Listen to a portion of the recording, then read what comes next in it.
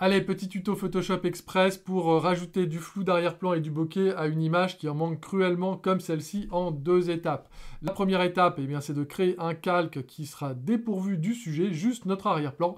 Et la deuxième étape, eh bien, ce sera d'aller flouter cet arrière-plan et de lui rajouter le bokeh. C'est parti. Donc vous allez commencer par dupliquer votre image de départ, en tout cas le calque qui la contient, CTRL-J, et ce calque ici va nous servir de calque de sélection pour déterminer où est notre sujet et l'enlever dans un deuxième temps. Donc on va se servir de l'intelligence artificielle de Photoshop, sélectionner un sujet, il vient de nous faire notre sélection ici, qui est pas optimale du tout, c'est pas terrible, donc il faudrait aller la reprendre. Donc pour cela, on ajoute un masque ici. Voilà, le masque vient d'être ajouté. Et si vous cliquez sur sélectionner et masquer, eh bien, vous avez les outils qui vont vous permettre de reprendre la sélection. Ici, vous voyez que vous avez les outils de manière à ce que vous puissiez eh bien, enlever de la sélection ce qui ne doit pas l'être et rajouter ce qui doit l'être. Ici, on va faire ça très vite. Je ne vais pas m'embêter avec ça. Et une fois que vous avez fait cet ajustement de votre sélection, eh bien, vous allez sélectionner le calque d'arrière-plan, vous allez faire un commande ou un contrôle-clic sur le masque de calque ici, ce qui va rappeler automatiquement la sélection. Et maintenant, eh bien, on va supprimer le cerf et on va le remplacer par des éléments du décor. Donc pour cela, ce que je vous conseille de faire, c'est de commencer par aller étendre un peu la sélection, par la dilater. Donc c'est dans le menu sélection et modifier la sélection, dilater 10 pixels, ouais ce sera pas mal 10 pixels, voilà, on dilate un petit peu la sélection. Et ensuite, eh bien, on va aller supprimer le sujet et le remplacer par de l'arrière-plan. Et Photoshop sait faire ça tout seul. Il faut aller dans Édition, remplissage d'après le contenu. Il va analyser le contenu autour du cerf et il va remplacer le cerf, enfin remplacer la sélection par le contenu environnant. Et voilà, c'est magnifique. On fait OK en ayant pris soin de vérifier que la sortie est vers dupliquer le calque. Comme ça, on aura ce nouveau fond sans le cerf sur un nouveau calque qui est ici, arrière-plan, copie. Voilà, si j'enlève ici et je fais un commande D pour tout désélectionner, j'enlève la visualisation du calque ici, vous voyez que eh ben, ce calque-là, on n'a plus le cerf. Alors on a encore ces petits sabots, mais c'est pas très très grave, puisque de toute façon, ici, eh bien, on aura l'autre cerf par-dessus. Alors, ensuite, eh bien, on va se servir de ce calque pour appliquer le filtre et créer le bokeh. Donc vous sélectionnez bien ce calque-là, celui sur lequel il n'y a pas le sujet. Voilà, il est sélectionné.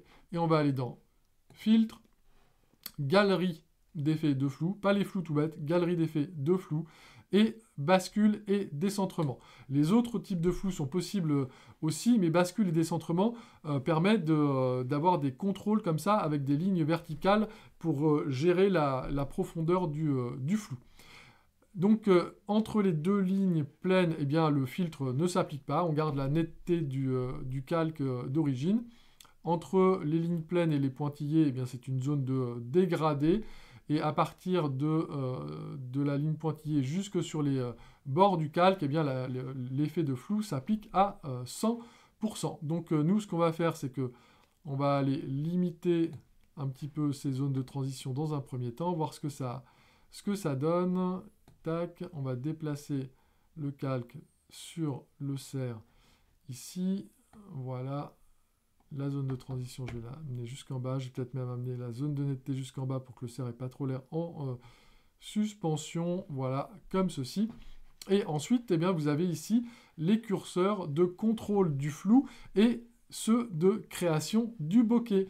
Donc on va augmenter un petit peu le flou, voilà, comme ceci. Vous avez le même contrôle ici directement sur l'image, hein, avec le petit curseur ici. Moi j'aime bien quand même l'avoir là-haut. Voilà, donc on floute, on floute, on floute.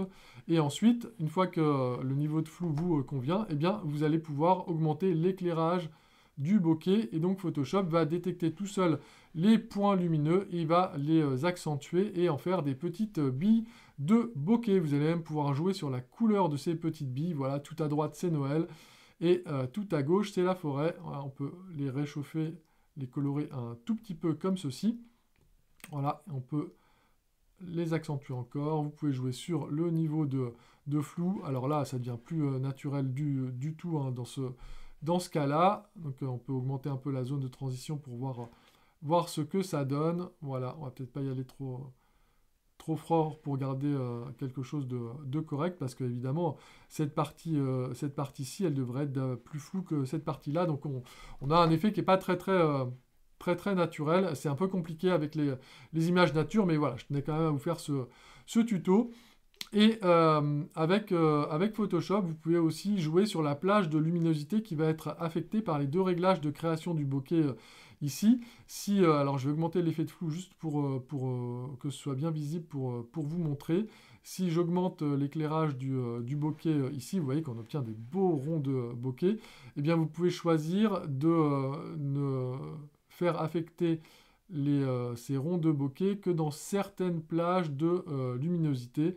Par exemple, les tons sombres et les tons moyens. Voilà, ici, comme ceci. Par exemple, vous voyez que vous avez quand même énormément de contrôle que Photoshop est, évidemment, ça, on le savait, extrêmement puissant à ce niveau-là. Voilà, à vous de faire vos réglages. Donc là, ça ressemble à rien. Je vais refaire des réglages qui donnent une photo un peu plus réaliste.